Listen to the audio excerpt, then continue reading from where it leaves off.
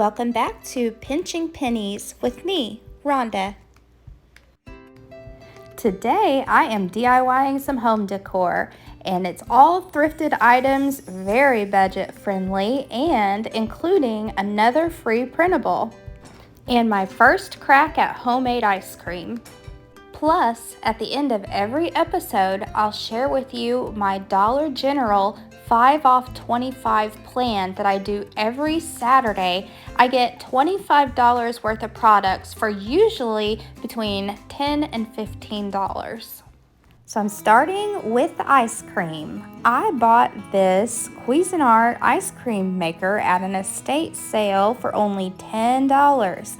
And I thought it would be fun to make our own ice cream this summer and try to do it healthier too than what they sell in the store. So this is a 2001 model machine. I'll go ahead and tell you that if you see one of these at a yard sale, I recommend to definitely pick it up because I went with this basic vanilla ice cream recipe. It's a no cook, no egg recipe, and oh my gosh, it turns out fabulous. I was shocked. So while I gather my stuff here, you kind of get to see around my kitchen, and a lot of this stuff I've thrifted and repainted or reworked, and so I've got a really cozy little kitchen that I like working in. The recipe is so simple. I'm gonna share it because it probably works with any ice cream maker. You just might need to double it because mine is small. This is for a quart to a quart and a half. To a large bowl, I'm putting 3/4 cup of sugar and 1 cup of milk. And you mix that with a hand mixer for 2 minutes until the sugar is dissolved. Next, add 2 cups of heavy whipping cream and 2 teaspoons of vanilla. And stir it all up real good. Your mix is ready. Now you retrieve the freezing bowl. This stays in the freezer, so it's always ready to make ice cream whenever you are. But if you're starting from scratch like me, it has to freeze for about 24 hours before it's ready to make its first batch of ice cream. You put the paddle inside and the plastic top over and turn the machine on. So this bowl is freezing cold. You might want to handle it with a dish towel even. And then you pour your mix down through the spout on top and into the freezing bowl, and it just churns up some ice cream. It takes 25 to 30 minutes. And if you want to add candies and nuts and things, you can do that in the last 5 minutes of churning. While the ice cream is mixing, I'll do some crafting. I picked up this giant pepper grinder and salt shaker set. I got them for actual pennies. I shop at a local thrift shop that you can carry out a whole box full of stuff for $5 usually, and this was in the box I carried out a couple of weeks ago. So this is a really nice wooden set that I like. I don't think it's functional anymore though, so it's just going to become decor for me. While I'm setting up to paint them, this is my inspiration. I have been admiring a set just like this at a local store. Every time I'm in there, I look at them, but the price is just crazy. So I have been actually waiting on a pair of salt and pepper shakers like this so that I can redo them. This is an easy breezy DIY, guys. It's just 2 coats of some white DIY craft paint, and then I use sandpaper to do some distressing. They already look so pretty, right? But I wanted the little beaded part. So I got into my craft stash and I found my wood beads. I have different ones. I decided to go with smaller ones to go around the tops and larger ones to go around the bottoms. They all came from Dollar Tree, so they're cheap. So the small white ones, I'm stringing them up on some floral wire so it'll be easy to just tie them around the tops of the shakers like a necklace. When I figured out how many beads actually needed to go around, then I twisted the wire as tight as I could and clipped the end of the wire. Then I took some pliers and I bent in the little piece of wire that was sticking out so that it wouldn't poke me when I picked it up. For the bottom beaded part, I'm using the larger wood beads from the Dollar Tree. They come on a string, but I really liked how the wire worked, so I am stringing all these beads up on a wire. Then I fastened them to the bottom of the shakers the same way I did the top beads. Then I painted them with the same paint that I painted the shakers. And I have a version of those expensive shakers for practically nothing.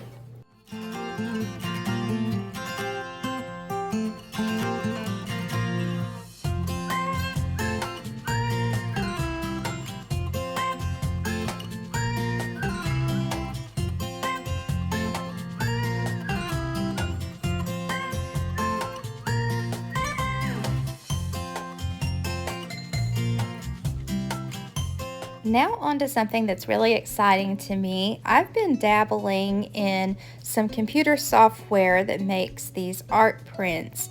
I really love making these, and so I'm sharing them with you. In my last video where I did my laundry room makeover, I created these free printables. So if you haven't seen that one, go back and watch the last episode. It'd be episode 2. So there will be a link in my description box down below that takes you to the free program Canva where you can print this. Today's free printable is Cottonfield House. This was one of the first ones that I ever made.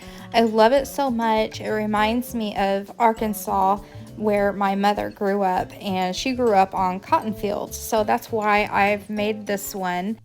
But this is what I actually did. I put in an order at Walgreens to make an 11 by 14 printout of this, and I ordered it, I don't know, it was late one night after 8 o'clock, and then it was available for me to pick up at Walgreens by 8:30 the next morning. It was awesome. Now, for those of you who are observant, this picture is slightly different than the picture that I'm offering for the free printable. The reason being the 3 windows. The 3 windows up top are not centered, and that bothers me tremendously. So I am the only owner of this one that has the off-centered 3 windows. The rest of you will get the fixed version that has 3 perfectly centered windows. Now, in I think episode number 1, I thrifted this picture frame for $4, and it's because I had in mind to put this print in it. So now it all makes sense, and I even wink wink alluded that you would have a free printable. This is what that was all about. I was careful when I was removing the print that came inside because I wanted to save the mat. So I thought that the brown color would go well with the print, so I was carefully removing everything. And then I painted the frame with 2 coats of the DIY white craft paint.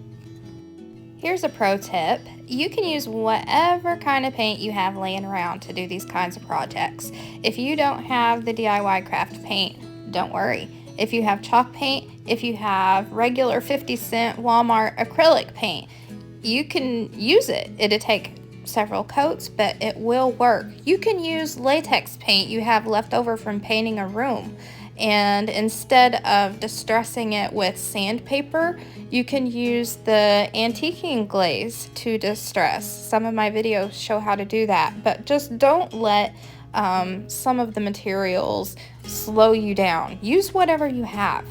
A lot of you that have been with me on my channel the whole entire time, you know that I've always quick dried my projects with a plain old hair dryer. I never bought a heat gun. I don't even know if they're that much better or not because my hair dryer works fine and it was free. And now I'm going to do my distressing with the sandpaper to get that chippiness and vintage look. After you get it distressed the way you like it, then you'll want to apply some sort of wax or sealer so that it stays just the way you like it. Now, just cleaning everything up and assembling everything back together. I used tape to hold my print onto the mat, and I was really excited to turn this around and see what it looked like in that painted up frame. I think it's a beautiful piece of art. I am inspired by lots of art that I see online, but you know, a lot of them are just way too expensive. So this is my solution for that. Go and print out some of my free printables, thrift a frame, and decorate your house for cheap.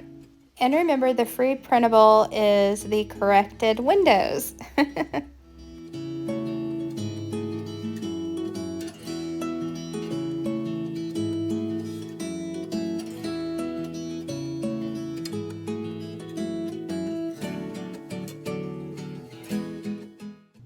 The same store that I thrifted the salt and pepper shakers from, I got this mug rack, but it was missing a couple of its pegs. So I thought I could repurpose it if I could take the other pegs off, which 2 of them did come on out and 2 of them wanted to stay stuck. So I thought I could just tap them out with my hammer, but whoa, these were really stuck in there, so I had to tap kind of hard. One of them wound up breaking, which I was sad. I was trying to save these and use as pegs in later projects, so I saved 3 out of 4, and I was still able to repurpose this old mug rack. I really liked the wood that it was made out of. It gave me fits, but it's such a really pretty wood. So I'm cleaning it up with some sandpaper. It looked like it had been well loved before, so I'm just kind of sanding off the rough edges and then cleaning it up a little bit. And so I am replacing my old paper towel holder, which I love that paper towel holder. I'm not getting rid of it, but this will be a nice change. It just kind of suits me better for the style that I'm going with in my kitchen now.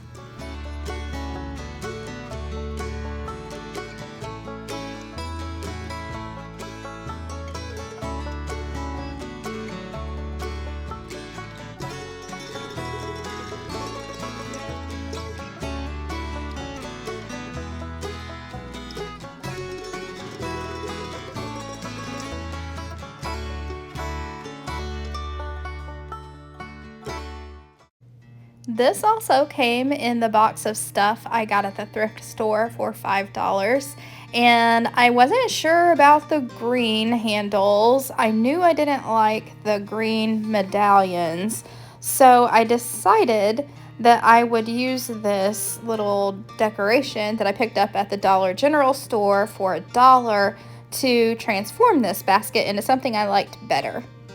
So I dismantled the little ceramic pieces that were in the middle. I could see using them for other projects, so I'm going to save them. And I wanted to attach the market sign with a natural color piece of string.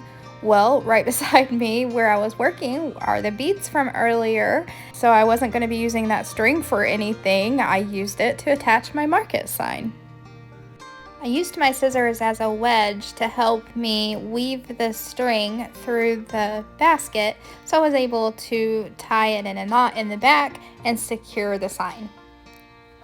Okay, I picture this basket being so sweet if it was to go outside with you and sit on a porch, and it can hold the things that you're taking outside. So this is just one idea of how to use this basket, or this kind of basket, when you find them. But I think this is sweet.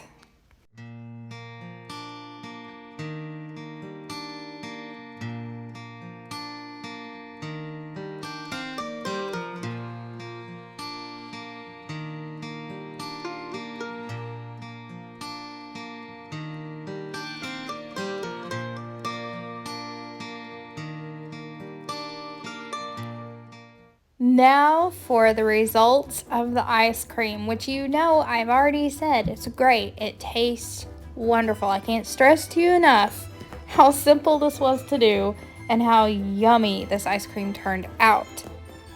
So you're supposed to let it freeze for 2 hours, but I couldn't wait that long. This was maybe half an hour. but it's like soft serve, and oh, it's just so yummy. And after 24 hours of it being frozen, it's still very easy to dip. I love it. So this is the one you want if you're out or you're looking on eBay. If you see them at a yard sale, it's a 2001 Cuisinart machine. So I paid $10 for mine at an estate sale. I recommend it. It's going to be saving me a lot of money this summer because I won't be buying Dairy Queen ice cream. Now it's that time of the video that I like to share with you my Dollar General 5 off 25 plan for Saturday. So how did everyone do last Saturday? I had two scenarios and they were both under $10. I wound up having to combine both scenarios. I was going for scenario number 2 and they were all out of Febreze plugins. So I had to rework my plan. And I substituted, instead of the Febreze plugins, I got the Stem mosquito repellent. The math worked out that I didn't need the M&Ms, and so this is what I got. And it was still a great bargain at $12.93. Here it is at the checkout. It was $31.46 before the coupons and only $12.93 after. So come on, get on the bandwagon, pinch the pennies, and here comes the next scenario for this Saturday. This deal is only good Saturday, June 8th. You can take a screenshot of the list and I'll go through the coupons with you. L'Oreal Elvive line of shampoos and conditioners. You're going to get 2 of them. I get 1 shampoo and 1 conditioner, and we have a $3 off coupon. Purex detergent packs. You can choose to get the liquid if you want, but I chose packs this time. And we have a coupon that says if we spend $15 on any Snuggle, Purex Crystals, and Persil products, then we get $5 off. And you need to get 2. They're on sale 2 for $10. So let's go ahead and get some Persil too, because we have a $1.50 off coupon. And something you need to know as a couponer are the different kinds of coupons. There's manufacturer and there's store coupons. The top one here is a manufacturer coupon. It's made by the people of Persil or whatever company owns them. And the bottom one is the Dollar General store coupon. It's okay to mix these 2 kinds of coupons together.